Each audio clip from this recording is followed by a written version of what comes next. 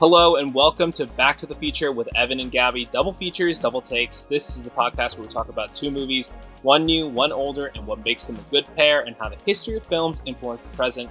I'm Evan. And I'm Gabby. And today we are discussing The Smashing Machine and Rocky. Two films that feature men seeking greatness in the ring, but at what cost? At what cost indeed? Both very six figures. Yeah, six figures in both cost. movies. Which was interesting to me until I didn't remember how much it was in Rocky. It's $150K. A lot of money, especially in the 70s. But then in the 2000s, it's $250K. And I'm like, surely inflation has taken hold a lot more than that. Well, it was the dawn of a new fighting championship, right? Like they didn't know what it was going to be. Dawn yet. of a new era. Well, before we get into both of those movies, let's talk about some movie news that happened the past week or so. Warner Brothers, the studio, has been a big topic of discussion for us here on the podcast, thanks to one hit after another that they've been churning out, led by studio heads Pamela Abdy and Michael DeLuca. It's been confirmed that they will their contracts will be re-upped at Warner Brothers. This is really interesting. It's been reported by a variety of trades, including Variety. But yeah, at the beginning of this year, it seemed like their jobs were on the line. Warner Brothers was kind of being was seen as a little bit of a punching bag, right? They had a bunch of flops all in a row. Joker Folie à Deux, Mickey 17, Alto Nights. Remember Alto Nights? Alto Nights was David Zaslav's fault. I'm sorry. That was literally a friend of his who was took him golfing in the Hamptons and was like, let's make a movie. And he was like, yeah. That was not Mike and Pam. I don't. But he hired them and trusted them, right, to help make Alto Nights happen. And they must have played a sour note there. I don't know. We all have to share the burden of the Alto Nights just existing in our world. But at the beginning of the year, it seemed like they were really on the chopping block and that they were going to be sort of the scapegoats for Warner Brothers anticipating a bad year at the box office. There was a lot of question marks around their slate, particularly around Superman and One Battle After Another. Films like Weapons were not even on the board yet. Nobody was even acknowledging the smaller releases they had. They were so fixated on Sinners and One Battle costing so much money. Yeah. Superman being a big question mark in the start of a new franchise. And really, the only thing they had that people were like, maybe this will make money is Minecraft. And even that made way more than anyone was thinking it would. So congrats to them keeping their jobs. Job security is very precious in this economy. So I wish them all the best. And in this industry too. Like we were saying, it was even rumored that David Zaslav was interviewing other people for their jobs at the beginning of this year. That's how bad it got, right? Yep, and so now it's interesting to kind of see, what it kind of takes for that reversal to happen. And two, I don't know, did you ever think you'd be talking about studio heads this much, Gabby? Absolutely not. This year has brought us a lot of surprises, including how often we talk about studio heads and CEOs who own conglomerates and who want to buy more conglomerates. Looking at you, Ellisons. That's true. I think just to kind of round this one out, one of the most interesting things that they've done is work with really interesting filmmakers, right? You have Bong Joon-ho, Ryan Coogler, Paul Thomas Anderson, and also with the exception of Mickey 17 in certain regards, but get real hits out of these, both artistically and financially. One Battle After Another, 100 million worldwide, which is huge for that movie. It's obviously not more than its current 130 million reported budget, but it probably massive will for that kind of movie. Exactly, and just the cultural cachet that they now have with movies Sinners, Weapons, and One Battle After Another being such talking points in the conversation at large. Yeah. And they really will be going forward. Sinners and One Battle are almost certainly going to be in the Oscars conversation. We'll probably rack up a ton of nominations just between the two of them. So they're about to have a lot more to brag about, Yeah. other than this brand new deal. Well, my question to you is like, with seeing that track record of balancing the commercial and the artistic next year and the years going forward, who do you think, like, what's a filmmaker that you would want to see them kind of give like a pseudo blank check to? That's an amazing question that I was not prepared for. I would, I mean, a lot of the filmmakers I love right now are getting their blank check moments with Greta Gerwig at Netflix for Narnia, Jordan Right. Peele at Universal at, Yeah. but The even though his Daniels movie also at has been moved, Universal. the Daniels at Universal. I'm gonna say I really want another blank check for Damien Chazelle because I Oh, am sure. a Babylon defender. I know he's already got his accolades and he's had his big moments. It's not like he's an up and comer, Right. but I think that Babylon hurt him because that was another one where it was the biggest budget he ever had and it was a huge flop. It didn't have any real awards chances. I think I love that movie. I mean, it's not perfect, but I had a great time. And I don't think it has anything to do with the fact that I saw it while I had COVID for the very first time. But yeah, that was Yeah. fun. I mean, it was And also, I would like to see, yeah, he has that auteurist vibe. He's still pretty young. Like he's got his whole career in front of him and he already has so much success. I know that his next film is being rumored to be a little bit of a scale step back. He was rumored to be doing an Evel Knievel movie, actually, but I think that that's taking a yeah, back I think seat. the latest rumors or writings about this come from his longtime composer collaborator Justin Horwitz saying that confirming some things that were said online about his next movie being set in a jail cell starring Rafe Fiennes Yeah. and Cillian Murphy. So whether or not Mhm. that's going to be like fully true will be interesting, but it sounds kind of cool, especially if It you can sounds work with cool. those big actors after kind of having that flop like Babylon. Oh yeah, I mean, I think people still want to work with him. I think that it'll be an interesting movie, but it'll certainly be a smaller scale than Babylon. Another a director I just thought of who completely deserves the blank check treatment, Nia DaCosta, who has Yeah. Hedda coming out this month that I'm really excited about.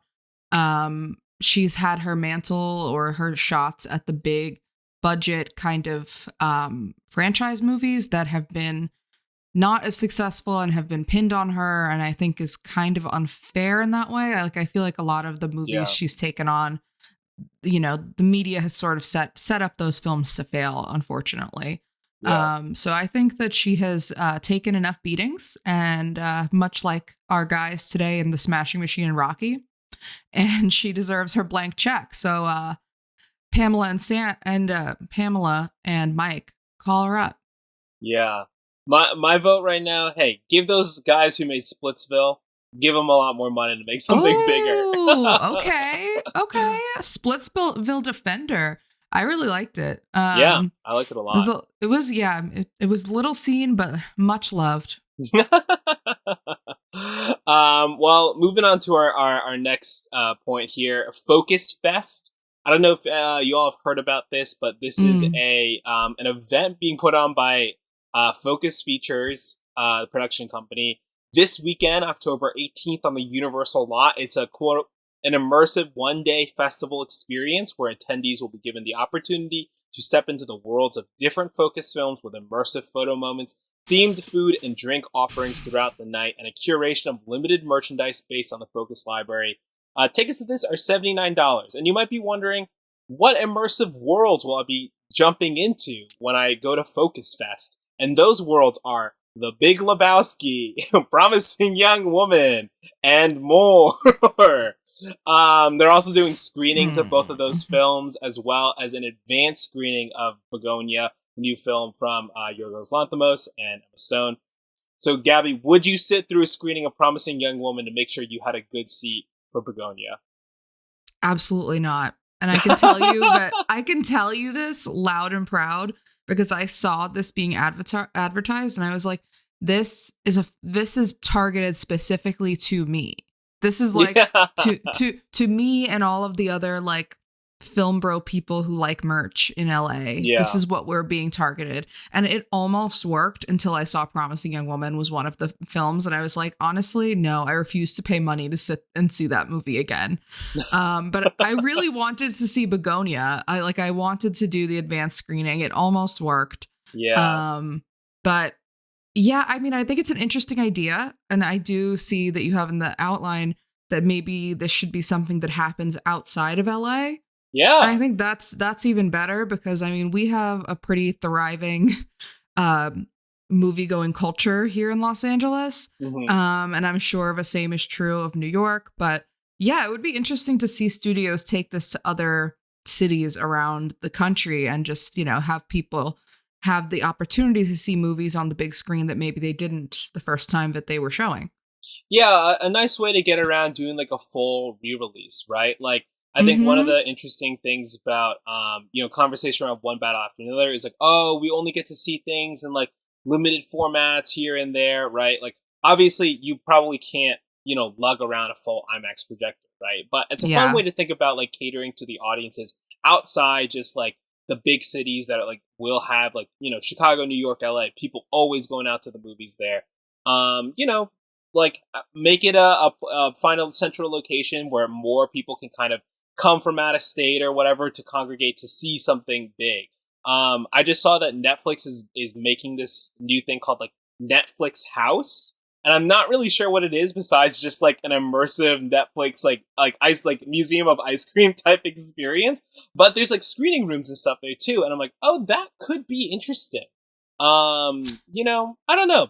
I think there's ways to kind of cater to the audiences outside of just New York and LA to really bolster, like love and interest for the movies and cater, like just spread the love, Totally agree. And there's only one way for us to say for sure if that would be successful, and that would be for us to attend these events for free. So if you work at any of these places, invite us and we'll boost you. We'll boost you up.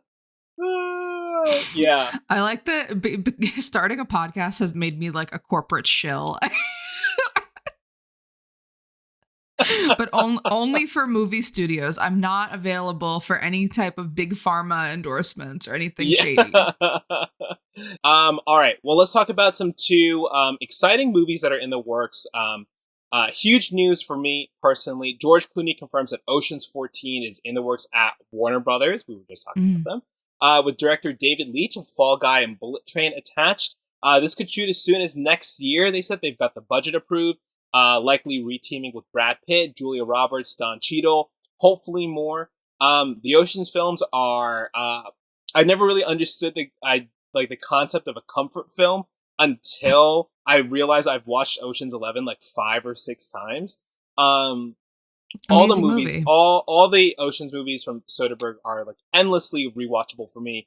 I have, Blu-ray that has all of them on it, and I'm like hoping to get a higher quality version. But I'm constantly just watching them. They're the ultimate blend of like style and energy and substance. Movie stars. It's movie really stars, just like man. a plot, movie stars, right? I love a team movie, love an ensemble movie, as much as I love just like a heist story in general. So to me, this is a welcome franchise reboot. There's lots of things I liked about Ocean's 8. I don't think it fully worked, but I'm really excited to see what happens. And also like another run at like the Ocean's franchise, and like, does it work without Soderbergh? Is to me a big question. That was going to be my only hesitation with being like so excited about this. I am also like huge fan of the Ocean's movies. Would love to see a strong comeback here, especially from George Clooney, movie star. Between Jay Kelly and this, let's go. Bring him back. No more directing for you, Big George. No shots, but maybe we just know your strengths now. But yeah, I would be so much more on board if Soderbergh was coming back. Yeah. Like, I feel like that's what's missing from this. Like, not that David Leitch is not capable or a competent director. Like, he certainly has proven himself as a great action filmmaker. And like, I'm sure that there will be some crazy sequences in Ocean's 14, but yeah, I would have been so much more on board if Soderbergh was the other name attached to this to return. But I'm still excited. They've got Julia Roberts coming back. Let's go. bring Brad Pitt in. This is going to be, and who else are they going to add to the ensemble is yet to be seen. But I'm sure that there are fans out there in the acting world who are also going to be eager to jump on. Yeah, and it's very possible that they bring in the best parts of the Ocean's 8 movie. Spoiler for Ocean's 8, but at the end, I think there is a little stinger that teases that Danny Ocean may have passed away. But, it's Danny Ocean. He probably faked his death or something, faked his right? death. He definitely faked his death. Sandra Bullock is great in the movie. Kate Blanchett is incredible in Ocean's 8. Oh my God. Bring them back. Bring them back as lovers. Bring them back as lovers. The queer women community will be here, will be seated if you bring them back as lovers. I'm just saying. And, there was also talk of another Ocean's prequel starring Margot Robbie and Ryan Gosling as the parents of Danny and Debbie Ocean. So there's an ocean of possibilities in front of us with this franchise. So let's see what happens. Fingers crossed. Gabby, would you like to tell us a little bit about Heat 2? The news around Heat 2? Evan, I'm so glad that you brought this up. I'm so glad to have gotten a text message from you yesterday that was like, do you want to talk about Heat 2 and have you seen Heat? Because I'm sure that some of our audience will not be shocked to know that Evan has not seen Heat. Boo, drag him. Heat, 3-hour masterclass in heist films that you just said that you love, from Michael Mann, starring Al Pacino and Robert De Niro and Val Kilmer, the late great Val Kilmer. And this sequel has been rumored for a couple of years now, ever since Michael Mann released a sequel book, a novelization of Heat 2, in an attempt to kind of get the film made. I think he's had the idea for quite a while, but just wanted to show that there was still interest by having the book be a success, which I believe it was. I refuse to read it because I want to see it on screen. And because reading now puts me to sleep, even though I used to love it so dearly. My attention span is so bad, Evan. But yes, we have now gotten confirmation this week that the sequel to Michael Mann's Heat is being picked up at Amazon MGM, having moved from Warner Brothers, I believe, that had the project in development for a couple of years. It's got quite a few interesting actors attached. This will be a prequel style film, and there are a lot of questions about who's playing who, but a lot of exciting names. Most notable this week joining is Leonardo DiCaprio, star of One Battle After Another. Very excited about that. Austin Butler and Adam Driver have been rumored to be attached for the past couple of years, so they are confirmed to be involved, as well as Bradley Cooper. Who on earth Bradley Cooper is playing in this movie, I don't know, but I want to. I want to know who he's playing in the world of Heat. And Evan, you will understand that once you watch Heat. Wow. Well, I'm very excited to check it out because it's a veritable who's who of exciting male stars. Exactly. No, not a woman to be found, but I'm excited for these men. Men in Heat. A phrase you could use to talk about the two films we're going to discuss today. Amazing. So why don't we get segue. into... Look at him. Look at him go. Why don't we get into the Smashing Machine? Gabby, how did you see this movie? I saw this movie at our favorite, love to hate it, Cinemaplex, the Burbank 16. In a prime screening room. Not a ton of people out. Notably, I did see it after the weekend, where it had some bad press about its box office flop. But the theater was still, there were people out at 9 p.m. on a Monday, and I was impressed by them and myself for dragging myself out to see it at that time. What about you, Evan? You were on the East Coast right now, so where did you see this film? And, if you couldn't be in our home theater, the Burbank 16. I'm traveling right now, which is why my setup may look and sound a little bit different for this episode. But yeah, I'm in New Jersey where I grew up. I saw it at 2:45 p.m. on a Tuesday at the theater I grew up going to.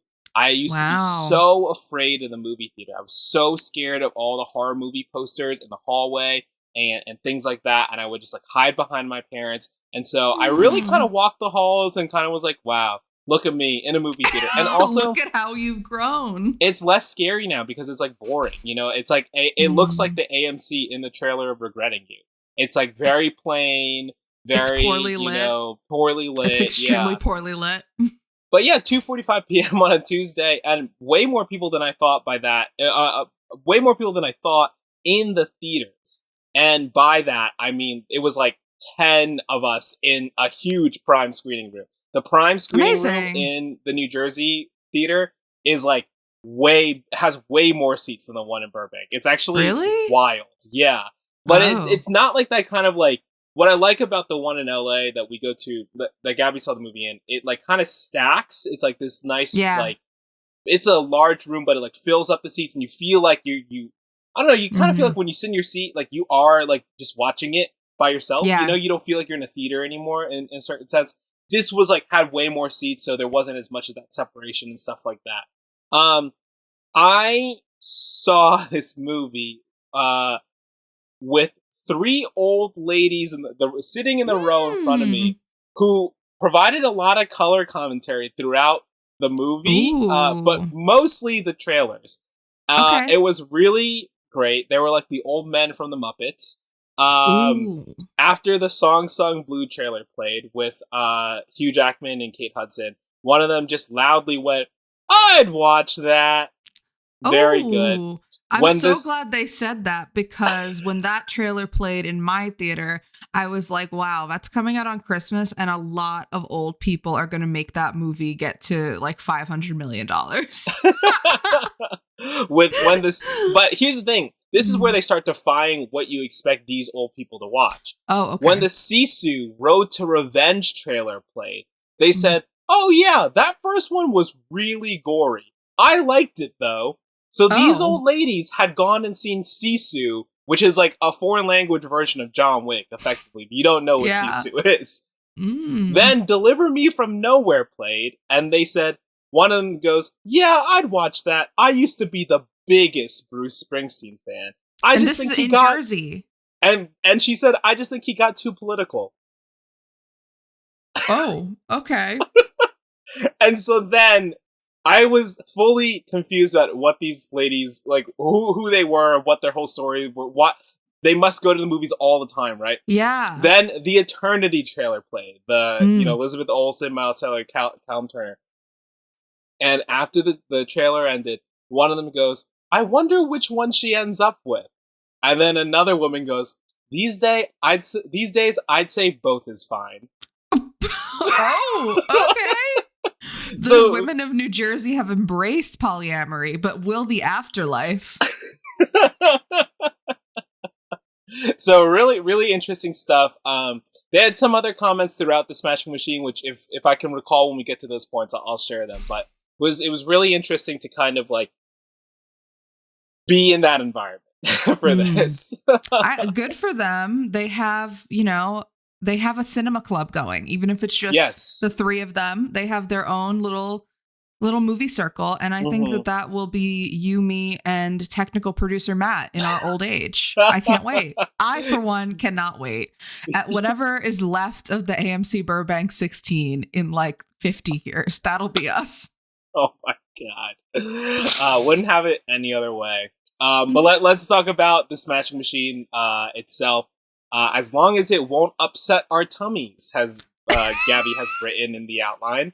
Released October 3rd, 2025, directed, written, and edited by Benny Safdie, starring Dwayne Johnson, Emily Blunt, Ryan Bader, Bas Rutten, and Alexander Usyk.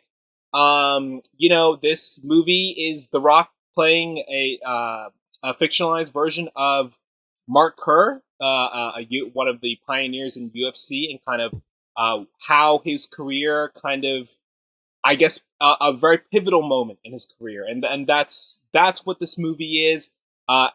Did not realize it was going to be such a big biopic. I think that's on me, honestly, for not picking up on that. So yeah, really interesting sports biopic here, directed by a very interesting director. Gabby, how did you feel about The Smashing Machine? I'm so glad you asked, Evan.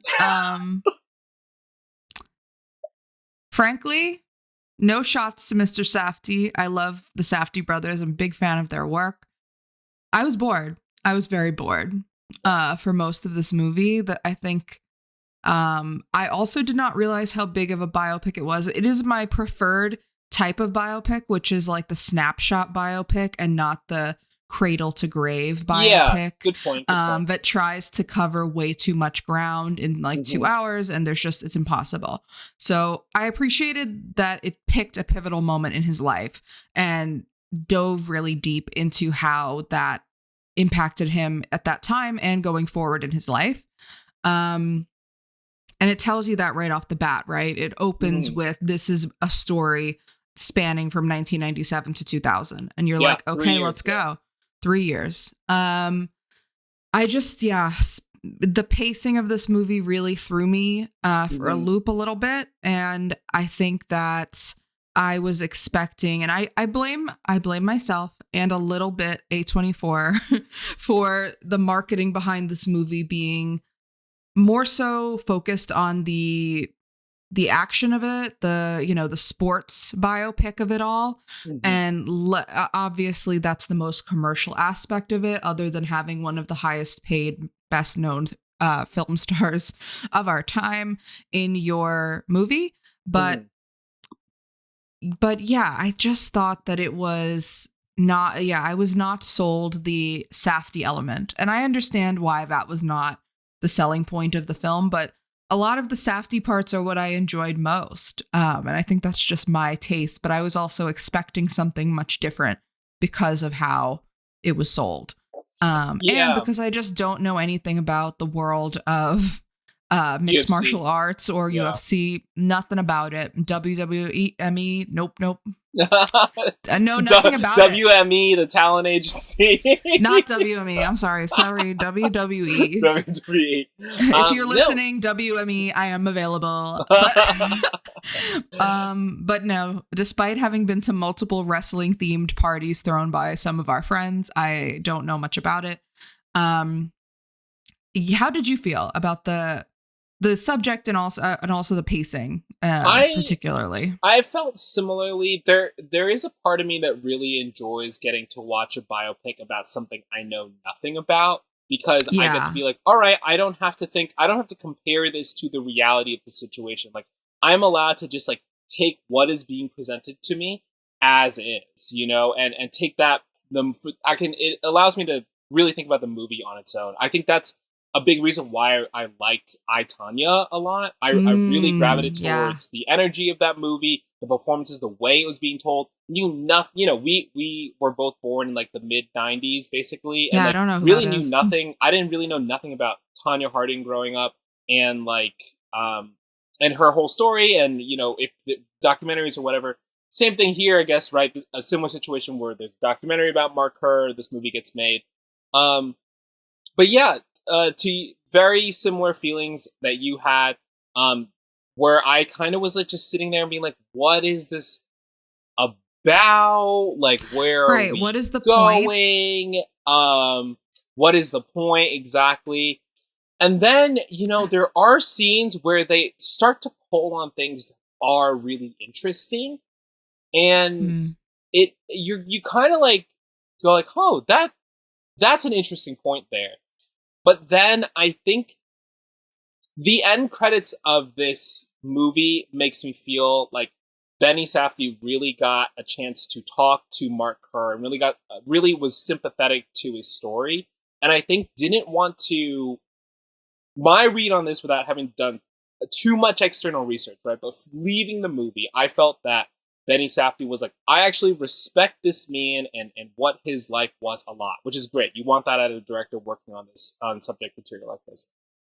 But also wanted to honor, like, let's not maybe over dramatize or like fictionalize too much of it. Let's just present these scenes and like, this is what he went through. And here's how that may have affected his performance in the ring, without Right. really maybe bookending or closing things as cleanly as a normal movie would have, right? Because Right. And movies have endings, you know? yes. And I don't think that there's anything wrong with that. I mean, Mark Kerr is also still alive, so Yes, yeah. his story has not ended. He does appear at the end of this film as himself. Which I thought was yeah. really interesting, but interesting. Well, let's talk about that more when we talk about The Rock. Yeah. Yeah, that was a very Benny Safdie choice, is how I can describe it. But yeah, interesting that you bring up it having like not a very clean beginning, middle, end, because I felt the most in the weeds kind of during the middle. I was feeling like just a lack of the narrative thrust, like what the shape of the movie was.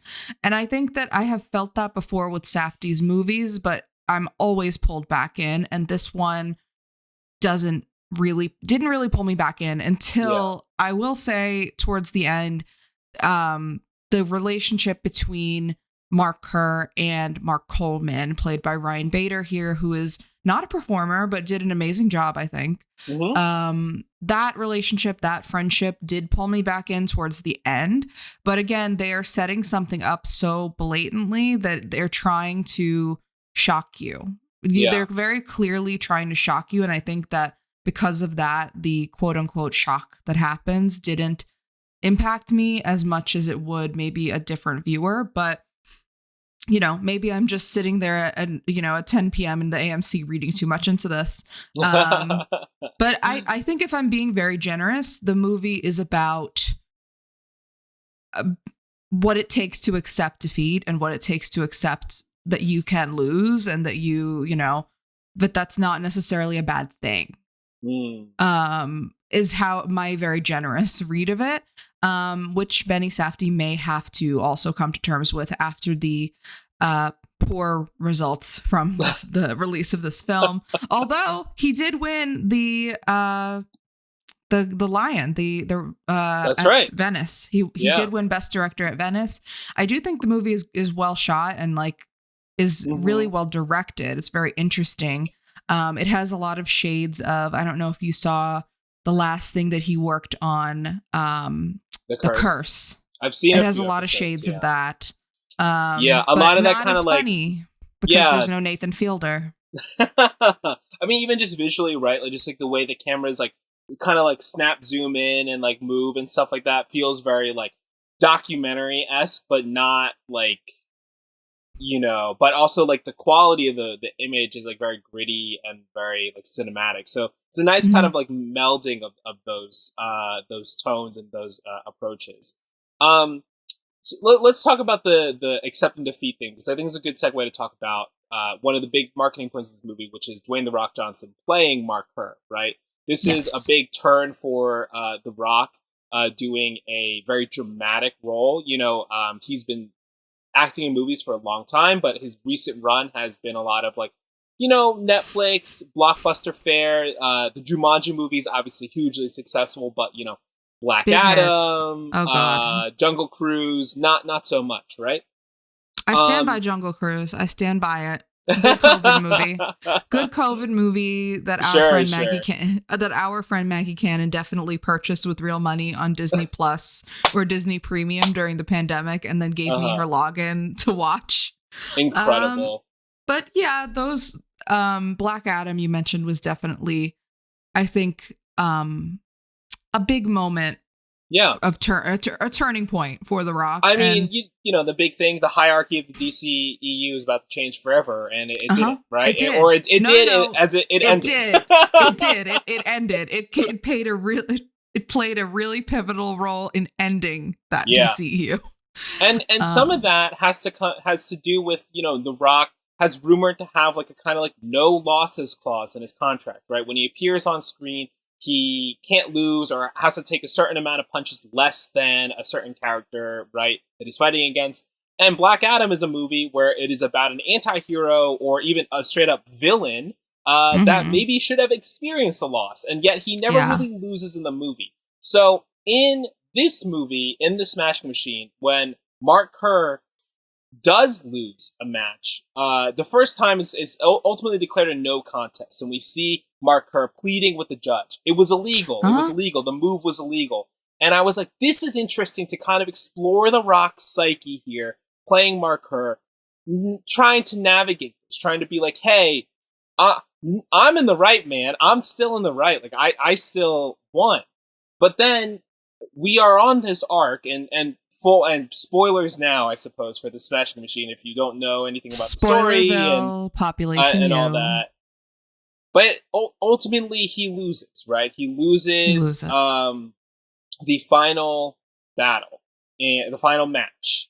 And I feel like it must have been very emotional for Dwayne Johnson, the actor, to accept that on screen he would have to portray a loss. Even though he still kind of wins in a sense. The character almost accepts it.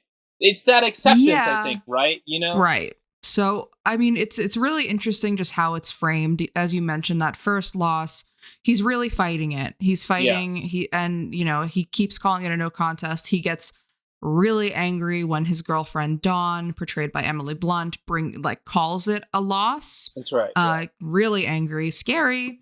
And then throughout the rest of the movie, he's kind of coming back from a series of losses after that no contest, including his struggle with addiction. He's addicted to opiates, painkillers in this movie, to the point where even his trainer, once he gets clean, is like, how did you ever fight on this stuff? Like, this is crazy.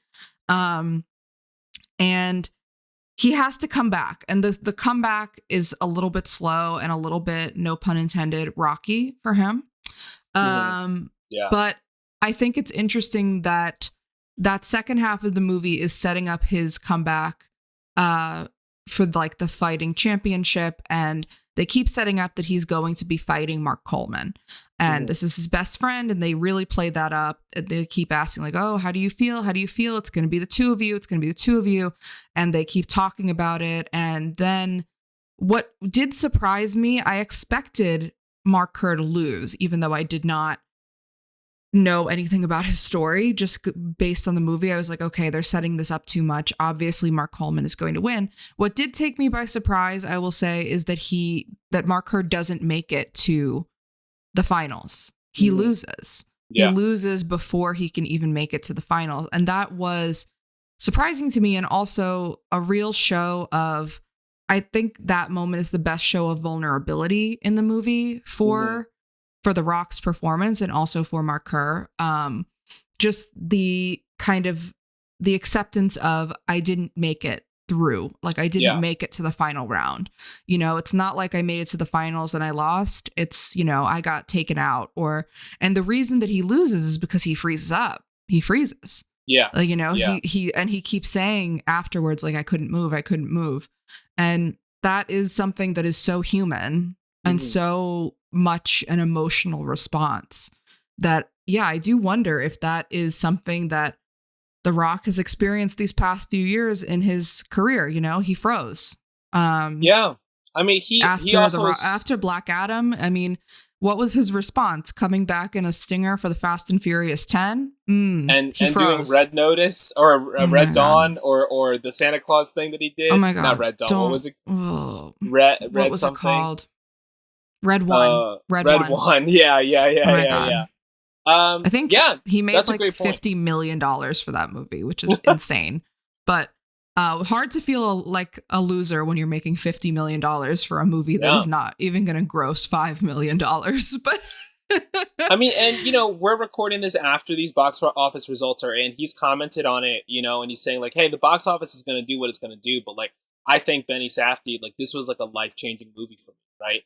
I think there's definitely a part of him as a person that is now very much intertwined with the character of Mark Kerr that he's played, and that acceptance and moving through that those moments, right? I mean, before we started, you know, the technical producer Matt asked us, he's like, "Can The Rock act?" Right? That's the big thing here. Great question, amazing question. I think that he looks very different. He's wearing a prosthetic. You know, he's got a different hairstyle. So he's not as recognizable. He's not doing all the same things he's been doing in films. I don't think he's that much different than what I've seen personally. But I do think he brought like a very interesting level to it where it's like, because he maybe couldn't have gone as expressive, he's a little bit more grounded. That makes a lot of the what he's doing very believable. And when you meet quote unquote the real Mark Kerr at the end, you're like, oh, he wasn't that far off from what we saw in that few minutes. He's this kind of like happy-go-lucky dude who is very similar to The Rock in just general charisma, but also clearly was dealing with some darker things, right? Some of the best moments of this film, besides the action scenes, right, are those moments when he gets so upset and so distraught that he's like ripping stuff in the house, and it's shot and done in such a way that is so effective. Like, anytime there was a big moment like that, my jaw was still like, oh, like I had an audible reaction because I just was blown away. I was like, I can't believe this is like, it worked on me, you know? I let out an audible gasp when he like literally ripped that door in their house, like just ripped it down like it was a piece of paper. And I mean, listen, I know The Rock is the biggest he's ever been, arguably, in this movie. He is built. He is very, very muscly. His veins are bulging. But him going through that door, I was a little bit like, surely that can't be as easy as it looks, right? Even for him. Like, I know it's definitely a prop door. Yeah. But still, I was like, oh my God. Like, I think in that moment we are meant to feel a little bit afraid, just a little bit, like a moment to take in his power, like how powerful he is and how he could hurt Dawn in that moment if he really wanted to. He could hurt himself. I think that all of that is really interesting and really there in the shots, as you're saying. Yeah. Well, let's talk about Dawn too, right? Let's talk about Emily Blunt. Oh, you want to get into Emily Blunt now? I mean, playing another, maybe kind of like, not maybe, I'll say it, sideline female character. Thoughts? I mean, yes, that is correct. I have a lot of questions for Emily Blunt and her team. Why do we keep doing this to her? I mean, Emily Blunt is a tremendously talented actor, a great physical actor. She's been in a ton of action films that she's really proven herself in. She's incredibly funny, and just very versatile. Like, she's in everything from Mary Poppins Returns to Edge of Tomorrow to Devil Wears Prada. All of these things, incredible performances. This movie, and frankly, Oppenheimer before it, I don't get it. Well, I don't get the appeal of the role other than this is a little bit of a prestige bump and working with certain directors. I mean, anybody is going to take a role in a Christopher Nolan movie, even if it is, a supporting role or not a very well-written female character role. We've seen it before. We'll see it again. And, I'm sure she wanted to work with Benny Safdie, but also she has a well-documented friendship and collaboration streak going on now with The Rock, which I will get into my theory about in just a moment. You hold on to your seats. But to stay on topic for this performance and Oppenheimer, they just kind of portray her. The script does her no favors in portraying her as this supporting link to a powerful man and who causes him more anguish than fulfillment in the relationship. She's portrayed in both movies as having issues with substances, as having issues with her mental health. And they're not particularly deep portrayals of that. And I understand that the movie is not built around her, but surely there had to be a better draft, a better way to portray her in both films, but particularly in this movie. The other time that I gasped in this movie was in that fight scene towards the end where they're about to throw a party. And she has everything out and she's, put out this beautiful spread and they are like back together and better than ever after breaking up. And they're fighting because his friends keep calling him essentially to tell him, don't bring Dawn to Japan to the fight. And they're fighting over it because she knows that it's his idea. She knows that it's not really his friends, that he doesn't want to bring her. And he admits to that. And then he kind of, I mean, they're toxic together. I'm going to say that. Like, it's not just her. Like, the Mark Kerr character is definitely not the best partner, would not, you know, like 2 out of 10 would not want to be with him. But he tells her to go pack a bag, and she storms up to their bedroom, and we hear just like a beeping sound, and the Rock, like Mark Kerr, sprints to the room, and suddenly Dawn has a gun to her head. And I'm like, what is going on here? Yeah. What are you talking about? When was it ever planted that they have a gun in the house? When was it ever planted that she has any kind of suicidal ideations? Because you would think in a moment that that's something that they would have portrayed in their first breakup, if that is part of their relationship, these kind of threats. Because right after that, the next scene, and I think her last scene in this movie, is him like cradling her on the floor while she thrashes against him after he blocks her from trying to overdose on pills. And then he calls an ambulance, calls the police, and she's taken away to like some sort of facility. And that's her last shot of her in this movie, is her in the backseat of a cop car. And I'm like, surely there was another way, even though these are based on real events. I'm like, surely there was another way to give this more depth. I think Emily Blunt is giving it everything she's got. I really do. I think that she's doing the best that she can. But the script, shame. Yeah, I think it's one of those things where they might like know they need a really competent actress to be able to push further in those moments, you know, like that than the script actually calls for.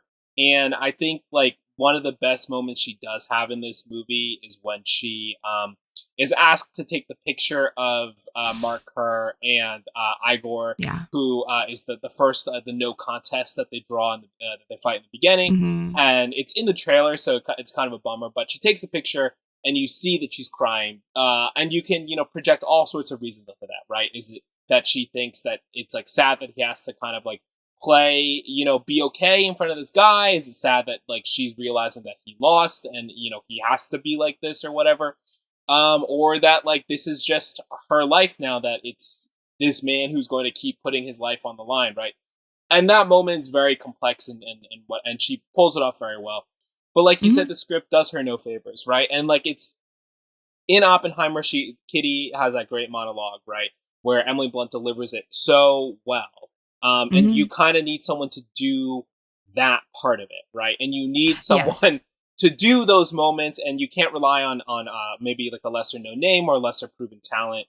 But yeah, the just to jump back, the foreshadowing or lack thereof of the suicidal thoughts is interesting. There's a scene that's also in the trailers where they're at like a carnival, and you can see Dawn in a Gravitron, one of those like spinning rides that you kind of like lie against, and she's kind of like going upside down, and you can there is that moment where if you like read about it, you're like, oh, maybe she just didn't care about her life, because those machines are kind of dangerous, and she's like willing to be fully upside down. But that's me being very generous. That scene also no bearing on the rest of the movie, like at all, right? No. Like that's like if you were to like kind of break it down, you'd be like, all right, that's what the foreshadowing is, because but it does give us the moment where Mark says he can't possibly go on that ride with her because his tummy would hurt. That's true. That's true. I agree. I totally agree with him on that. You would not catch me dead on one of those rides. Yeah. But that moment, I think, is meant to show us more of like her euphoria and her kind of like taking in a thrill that he gets while he's fighting. I'm not sure. Yeah, I think it's extremely generous to say that it has anything to do with her feelings about her own life. I just think that, it's a little bit dangerous to portray her as so wildly, erratic. And so, like the portrayal of if she did, in real life or even fictionally have a true mental health condition, I think it's a little irresponsible to just say like, oh, well, we're fighting, so I'm going to put a gun to my head. Yeah. You know, I think it's a little 0 to 1,000. Yeah. And yeah, it took me off guard in a way that I felt was not narratively or character wise constructive for the movie. Yeah. But you want to know, on a lighter fare, this takes us away from the movie just a tiny bit, but do you want to know my theory as to why she's in this movie? Yes. I will also just say, while that scene was happening, all the old ladies in front of me kept going, "She's crazy! She's crazy!" I mean, they're not wrong, but they're portraying her as crazy and not like human being crazy, like character, like cartoon character crazy. Yeah. All right, what's your theory? Okay. This is getting gossipy, and I am so sorry to the Blunt Krasinski family and the Johnson family for this in advance, but also I'm not. So on our favorite website, Dumois, which Evan and I do read, it's been rumored for a long time that Emily Blunt and John Krasinski have sort of an open marriage. Totally fine. You do you, whatever. Don't care about that. And then people were noting that The Rock has been doing this press tour without his wife, or has been seen a lot without a wedding ring. And I frankly have now, the only thing I took away from this movie was that The Rock and Emily Blunt know each other in a biblical sense. They do. They definitely do. They're fucking. They either have fucked or they are like ongoing situation. Like, that's the only thing that I really like left the movie with, was that knowledge. I was like, somehow in my bones, I was like, they're fucking. And one of our friends from Emerson literally DM'd me after I posted that review and was like, she was on the Tonight Show the other night calling him DJ. And I was like, oh God, oh no, here it is. But they have a really close, you know, quote unquote friendship over the past few years. Like, they've worked together in Jungle Cruise together. They worked together on this, and they're working together on the Martin Scorsese movie. And I'm like, okay, they keep working together, like long history of rumors about their respective relationships. I see what's going on here, and I will not be fooled. Interesting. That's my gossip tangent. Gabby's gossip tangent. All right. Well, Speaking of gossip, let's talk about the Safdie split. Okay, great. Yeah, let's talk about that. So this is a great time. This is a great time for me to jump in and say I have never seen a movie by the Safdie brothers. Excuse me? Yeah. You haven't seen Uncut Gems? Nope. Missed all of them. Evan. Good time. Okay, I don't know as your friend if you would like Good Time, but I think you would like Uncut Gems. If you've made it this far into listening to this podcast episode or the podcast in general, thank you so much. Really appreciate it. This is a crazy time to announce that this was your first Safdie's experience. That's insane. I mean, I've seen Benny Safdie, and I saw him in those episodes of The Curse. I saw him in Oppenheimer. I saw him in Are You There, God? It's Me, Margaret. Yeah, I've seen Are You There, God? It's Me, Margaret, and not Great Uncut movie, Gems. underrated movie. Benny is not in Uncut Gems. No, I'm saying, but his work in general. Okay.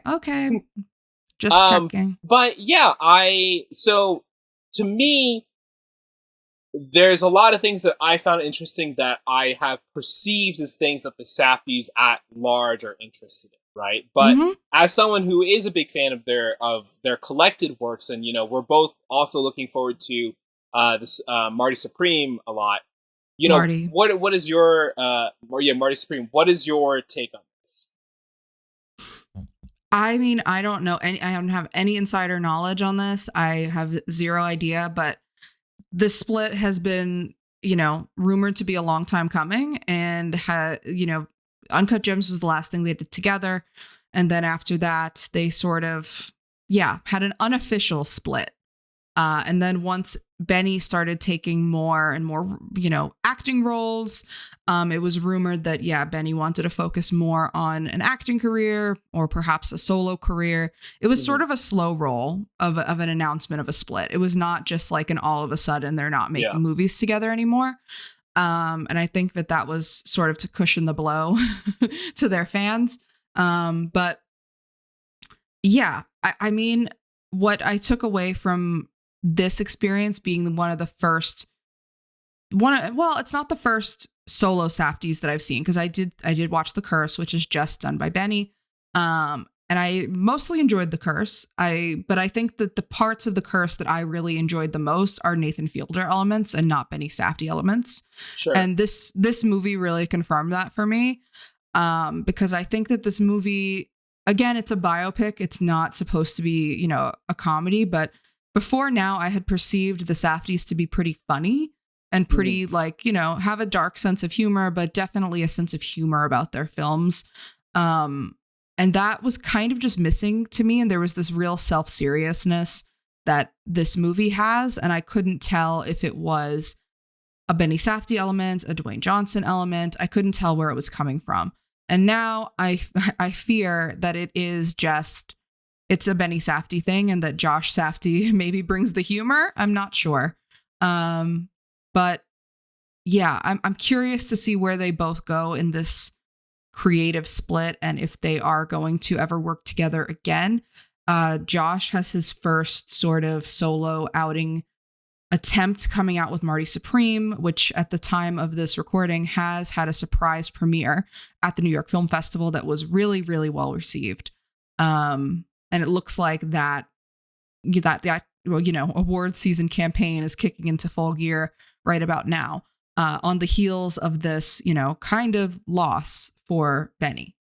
So I'm interested to see if that only, furthers the tear between them creatively and professionally, or if there is going to be a coming back together, some sort of reunion. I'm not sure. I couldn't tell you by the tea leaves right now.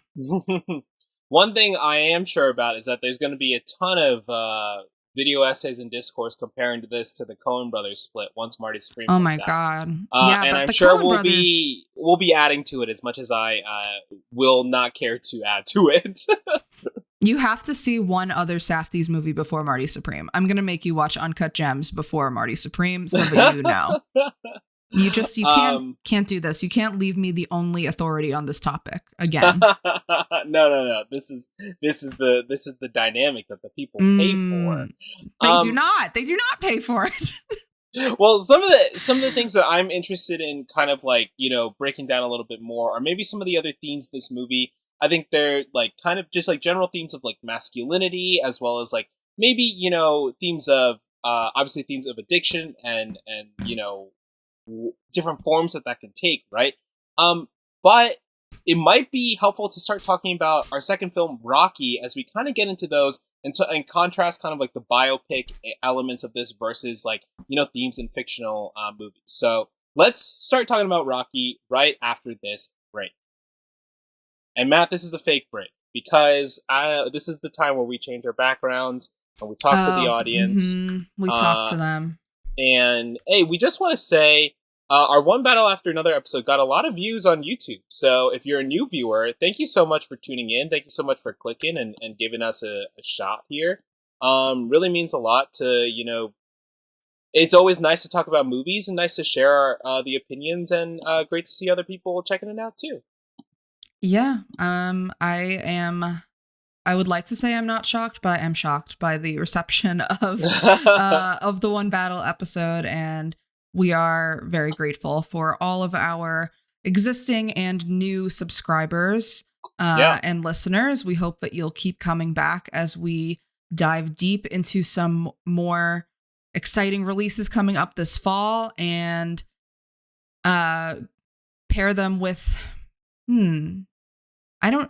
I literally have just paused because I thought today Evan and I bought tickets for Wicked for Good, and I was just thinking about what we're going to pair it with. So come back for that and more pairings. But it just entered my brain in that moment. And I was like, we're going to have to pair that with something.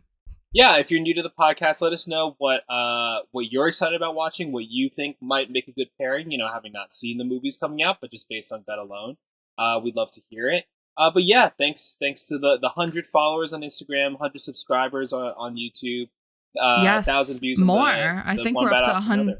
I'm going to blow your mind, but I think we're up to 111. Oh my God. at I time gotta of go. recording. I So gotta keep go. it rolling, keep it moving. We have changed our backgrounds, and so it is now Rocky season.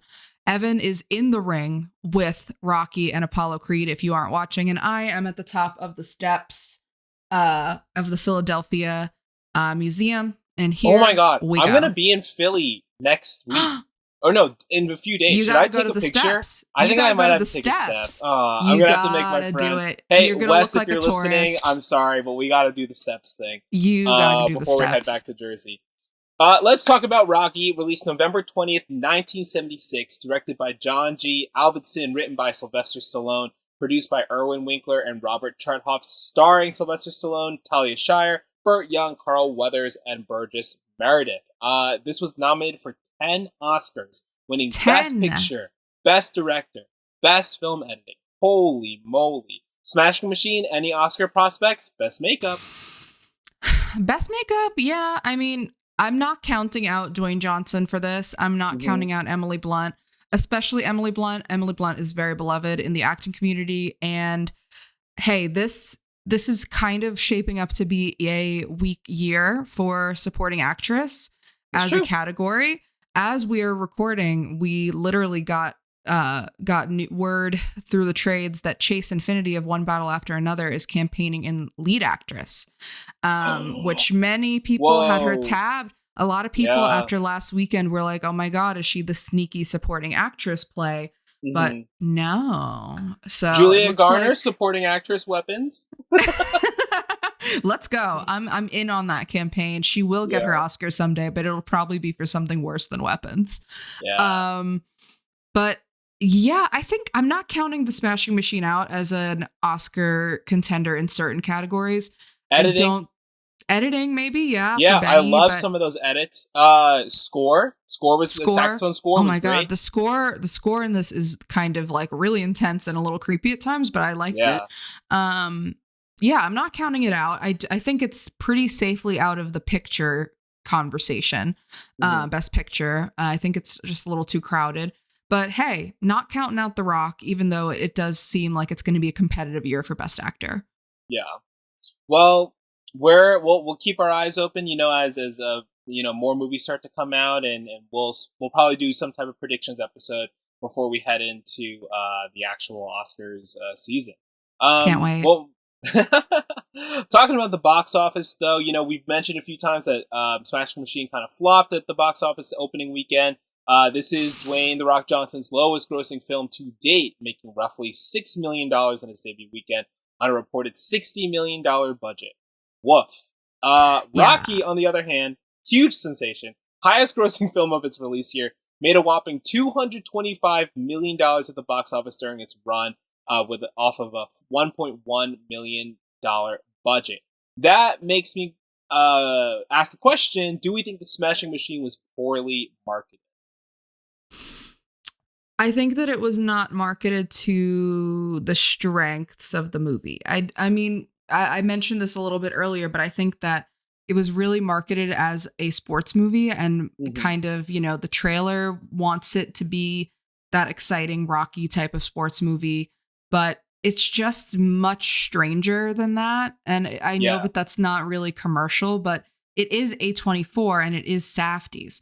And I wonder, as A24 has become a bigger and bigger player, a bigger and bigger studio, has more and more of an evaluation, a bigger, funding backing behind it, if they are kind of feeling the pressure to release bigger movies like this that would appeal to a broader audience, which just kind of strays away from what they rose up for, these these smaller, more indie minded films.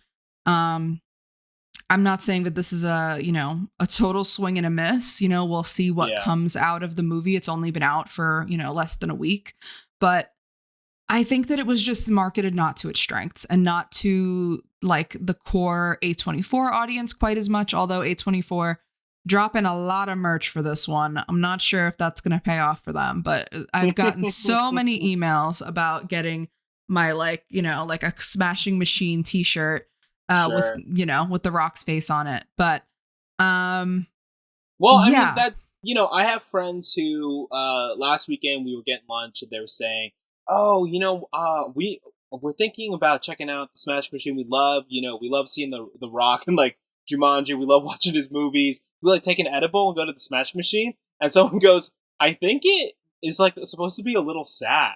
And they're like, Yeah. "Oh, okay. I don't want to see that."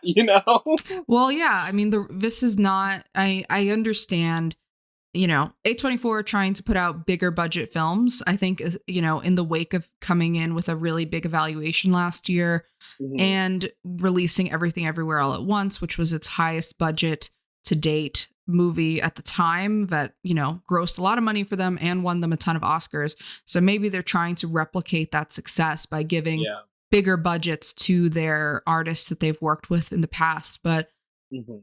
I mean, not a bad strategy at all. But I Yeah, think and that bigger this names, was right? just, yeah, bigger names for sure. But I wonder how much of this marketing was them. I wonder how much of this marketing was purely kind of, out of the hands of some of the Yeah. creative minds, because something tells me that if, maybe Benny Safdie had more of a say in it, it would have been a little bit more like, a curiosity, like come see The Rock as you've never seen him before. Come see this, Mhm. in a different light. I think that the trailers would have been, more, would have been different, would have been weirder, would have had that weird score, It just feels a little studio Yeah. washed If to they me. had like one more line about his tummy, one of those lines would have made it into the Yeah, trailer, it would have. But And otherwise, it would have just spoiled that moment.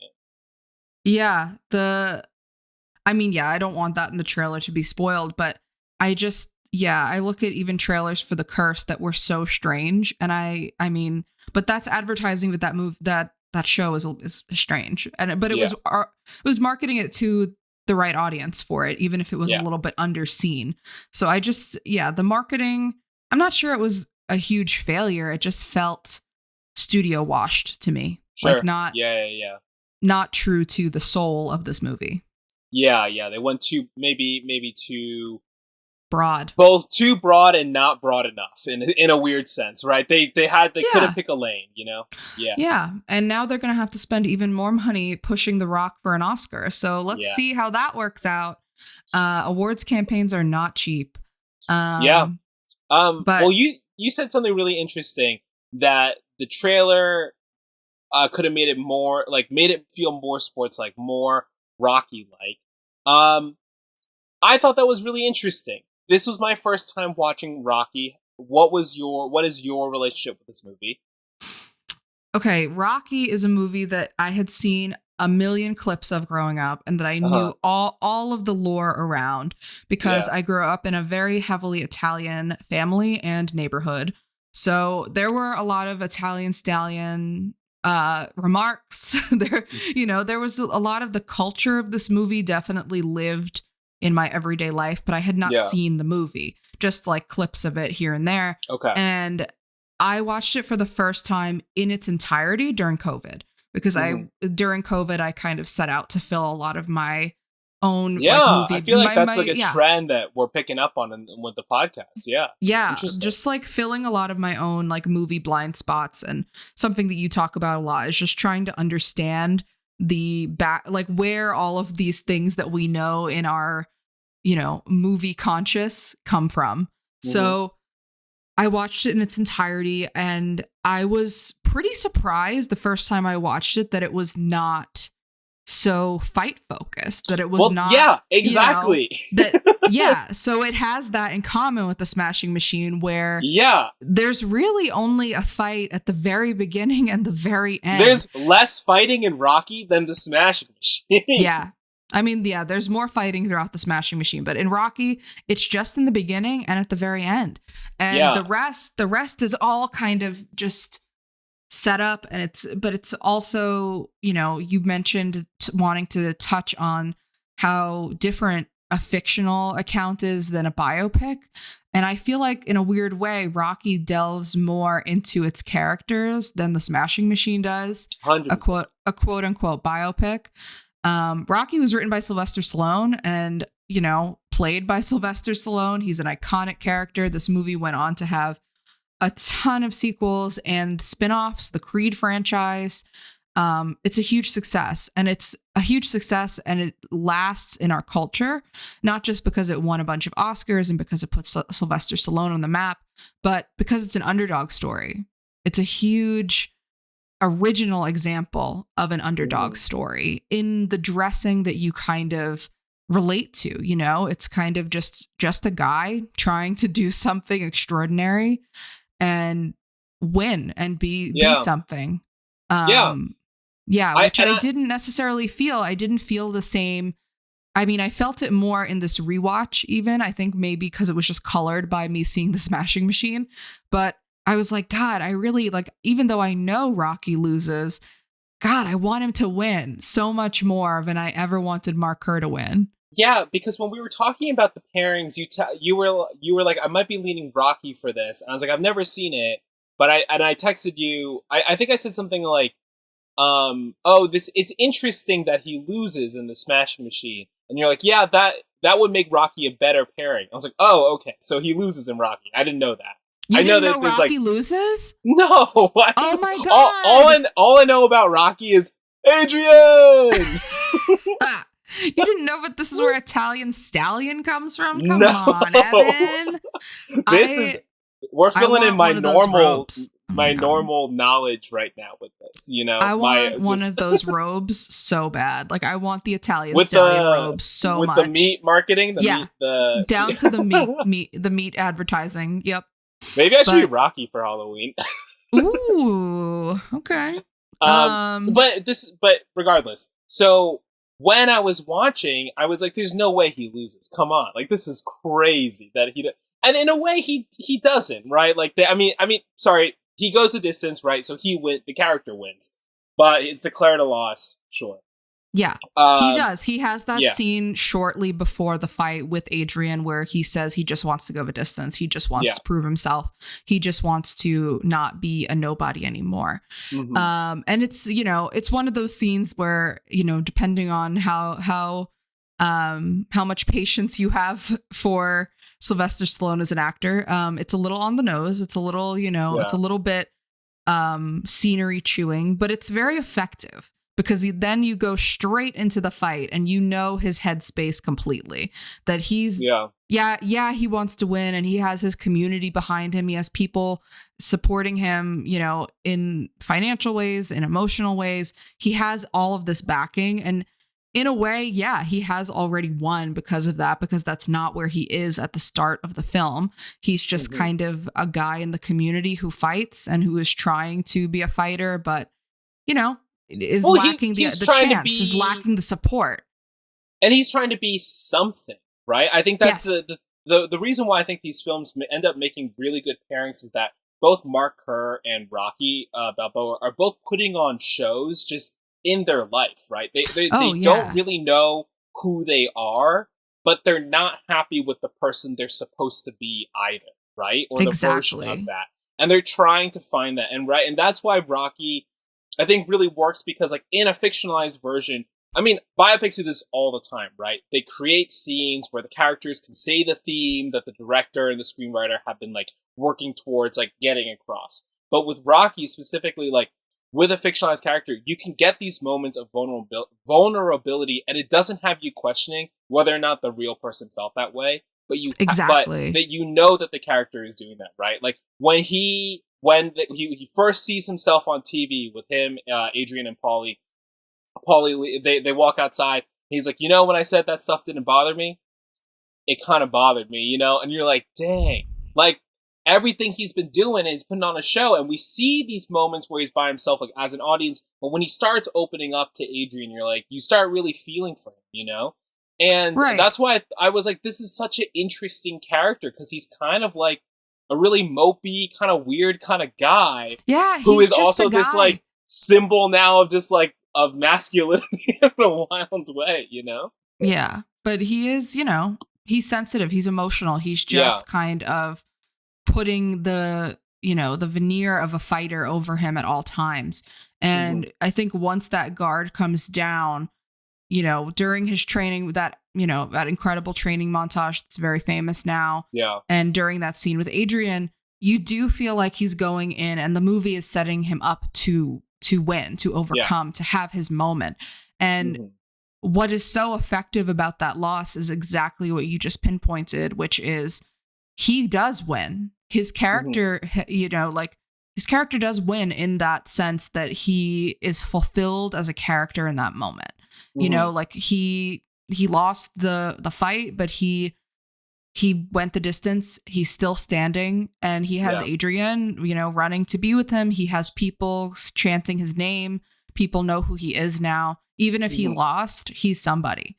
So that's, and the movie is really smart in that, we mentioned that we would talk more about the actual end of the Smashing Machine, and maybe now is a good time because this movie just ends. This is another very, it's common in, we've talked about a few movies from the 70s now, but this movie just kind of ends. Like the fight ends, Creed is declared the winner, Adrian and Rocky say that they love each other, cut to black. That's it. There's no epilogue. There's no, tying it up and neatly in a bow, nothing. And I love that in movies. I love when a movie knows its ending, but yeah, the Smashing Machine lingers, and it lingers after that defeat that Mark Kerr endures. And it shows us real life Mark Kerr, which is an interesting button, but there is no real life Rocky to show us. So, and I wonder if you think that makes it more or less effective as an underdog story. I'd like to see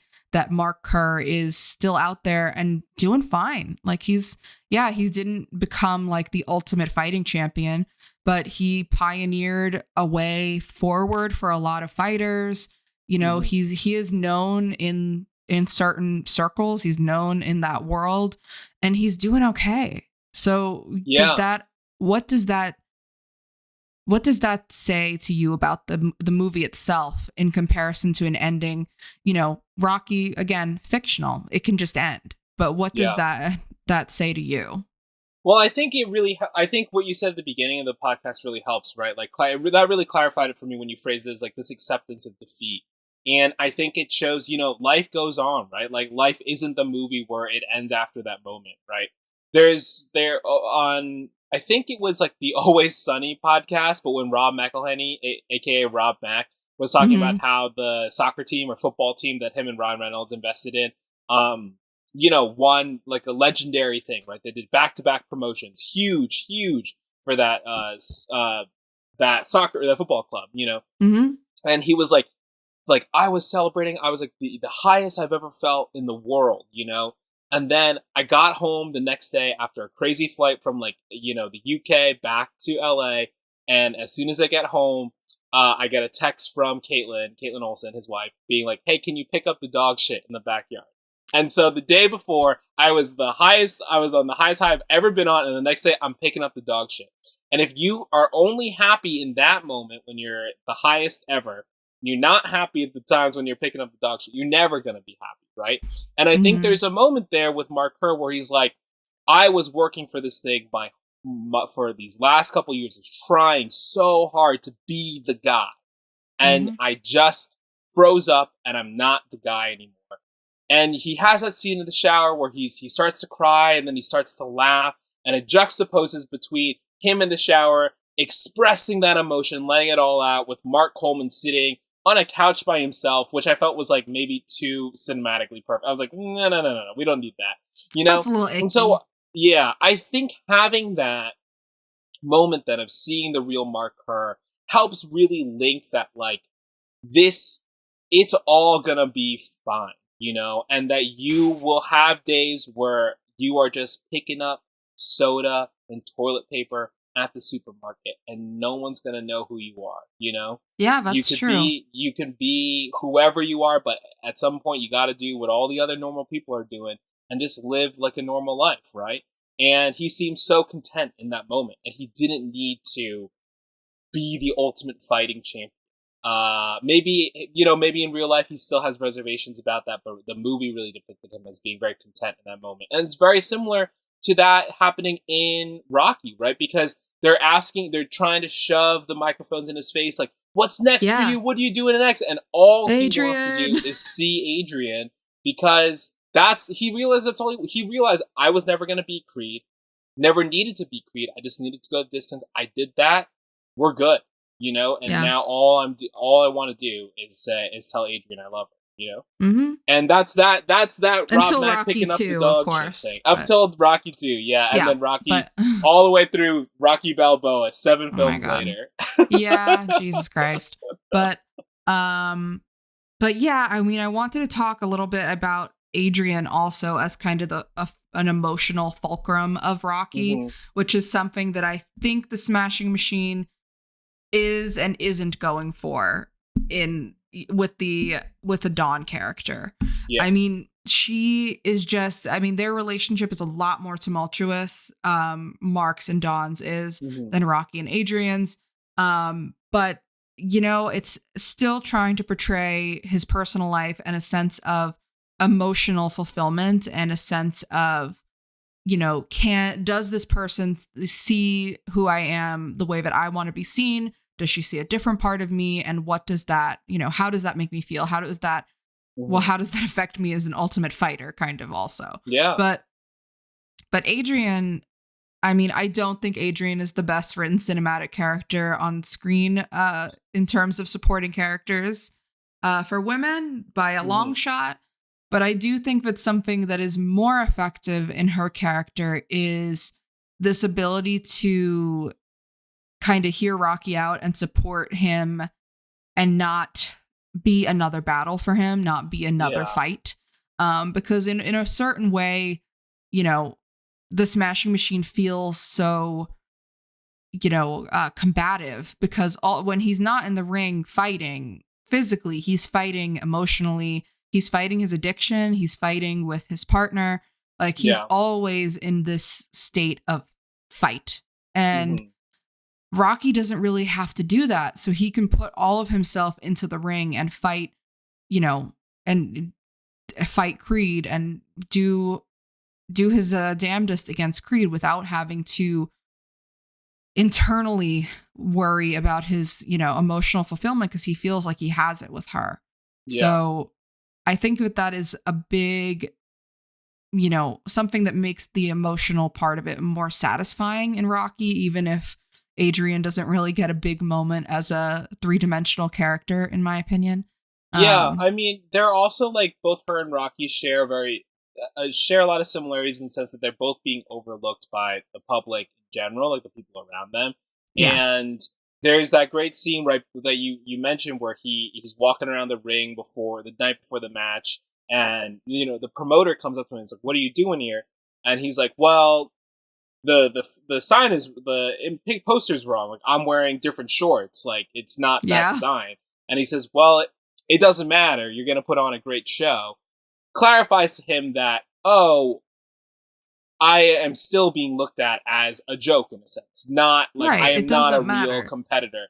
And when he opens up to Adrian, she's kind of like in bed, but she doesn't say like, "What do you mean you're not gonna fight? Like, what do you mean you're gonna throw this all away? Like, this is your shot." She's like, "Well, what do you want to do?" Right? And she like turns it back to him and is very supportive in that moment. And while it isn't very 3-dimensional, we can see that they have built like this foundation of like, I can help you and support you, as opposed to the more kind of like tumultuous relationship that Dawn and Mark have.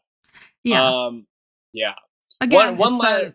Fiction versus real life. I know that was a real life relationship versus a fictional one. Real life has a lot more twists and turns, but yeah, I think you're hitting the nail on the head. It's just like a better foundation kind of like there's a trust there. There's an ability to be vulnerable, which I mean, there's an interesting scene towards the beginning where Mark Kerr is being sort of vulnerable with Dawn, and then it's like bam, smash cut to Dawn crying on the phone, calling Mark Coleman. They're both Marks. It's kind of confusing, but calling Mark Coleman and saying that, you know, Mark Kerr is you know, passed out on the floor, you know, overdosed or something like that, and I'm like, where did this come from? Jesus Christ. So yeah, but it goes to show the one moment where we think that the guard is being let down and that he is being vulnerable for her.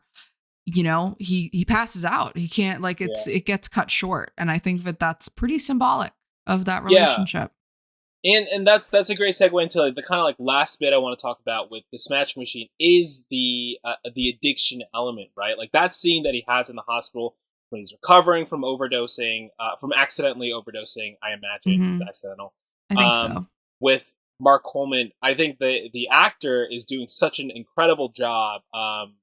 Ryan Bader working with The Rock, who is like trying to put on this front. Oh, I don't know what happened. He's like, hey man, you don't have to do that. You just stop. And Mark Kerr breaks down, and it's very, very emotional. There was this moment in the movie where I thought, is Mark Kerr the character, like, fighting so he can take drugs to enable this addiction? And that's maybe where there was a road where I thought the movie was going to go down that road. And I was like, that could have been interesting, but that's another like fictional versus reality moment where it's like, maybe this was just, a road bump in Mark Kerr's life and not something where it was like, it wasn't enabling addiction, but he ended up becoming addicted because of all the access to pain medicine he had, right? Exactly. Like he's so easily able to get it. Why, and it's like, and it makes him feel good, right? We see the real-time effect it has on his trainer, Baz, as he's like, whoa, how do you fight on this stuff, man? This is nuts.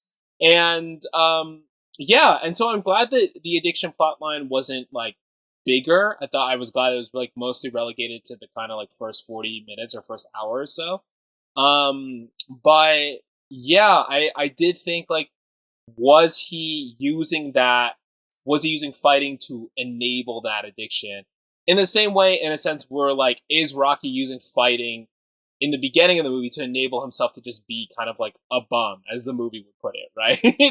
Yeah, exactly. Like, it's part of a persona. So at the very beginning, you're like, how much does he really like this? How much of this is like he's in it, or he really wants to do it as a career prospect, or for money, or for anything like that, or even for fame, to be somebody. But I think that that's a good question, is like, what makes them fight? Like, I think they're both fighting for similar reasons when you really boil down to it, because they both want to be known. Like, they both want to be seen in a certain light, and they both want to prove themselves, in this ultra, hyper masculine arena, so that they can be vulnerable in their more private moments. And I mean, I think that that's a huge overlapping theme that they share, as movies and as characters, as Rocky and Mark. Yeah, just that element of recognition and the very specific forms that it takes, right? Exactly. And I mean, Rocky's is a lot more, in this movie, it's more community based. Like, his whole community is rallying around him. Like, the city of Philadelphia is on fire for Rocky. People are betting their houses on Rocky. But Mark Kerr wants to be known, sort of like, it's not entirely clear if he wants to be like a global star, or if he wants to be known outside of Japan, or if he just, wants to be an Ultimate Fighter, period. But still, he wants to be known. And both of these men just really want to be known, and they are willing to disfigure themselves to get to that point. Yeah, 100% agreed. Well, let's start to wrap it up here. Some alternative pairings we were thinking about. I got a movie text to Gabby. He's like, maybe we should have just done Phantom Thread for this one. We'll do it one more time. Run it back. Run it back. That episode was not seen enough. Go back and watch the Phantom Thread episode. But I texted you back immediately and was like, I know this is a bit on the podcast at this point, but do we do Marriage Story? Is it too early to do Marriage Story? Could have done Marriage Story. It's too early. We will eventually do Marriage Story, I promise. Yeah. But I was kind of initially thinking, oh, do we zag and go for more of the relationship based movie as an element for this? Because so much of the movie is the Rock and Emily Blunt's relationship. But ultimately we decided on Rocky because of my keen sense of loving to watch men lose. But no, I think it was great, right? We just talked a lot about how their characters shared the split between the action and drama split of the movies and how it's relatively small.